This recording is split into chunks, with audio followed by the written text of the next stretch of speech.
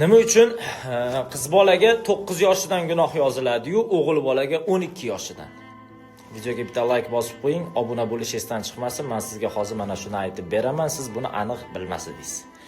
Qizlarga 9 yoshdan gunoh yozilishining sababi qizlar o'g'il bolalarga nisbatan 3 yil oldinda yuradi. Ya'ni intellekt tomonlama aqlan ular ertaroq rivojlanadi. Oddiy misol bilan tushuntiradigan bo'lsam, yolg'on gapirish yomon odat ekanligini o'g'il bola 12 yoshda tushunsa, buni qiz bola 9 yoshida anglab bo'lgan. Davno bu narsa haqida u biladi.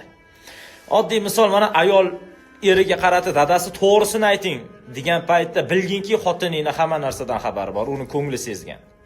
Chunki ayollarning aqli erkaklardan 3 yil ertaroq yuradi. Biz endi o'ylayotgan narsamizni ayollar allaqachon bilishi bo'lgan. Bu juda katta achchiq haqiqat. Odatda biz ayollarni to'g'miya deb qo'yamiz-ku. Lekin ishoninglar, ayollarga bekorga 9 yoshdan gunoh yozilmaydi, chunki ularning aqliy darajasi erkaklarnikidan balandroq turadi. Bu achchiq haqiqat. Videoni to'g'ri deganlar bitta like bilan qo'llab-quvvatlang, podpisatsiya bo'lib qo'ying. Achchiq haqiqat ko'pchiligiga yoqmasligi mumkin. Stories qilib ham tarqatib tashlasangiz mayli. Keyingi videolar bundan ham qiziqroq bo'lishi mumkin. Obuna bo'lib qo'yish esdan chiqmasin.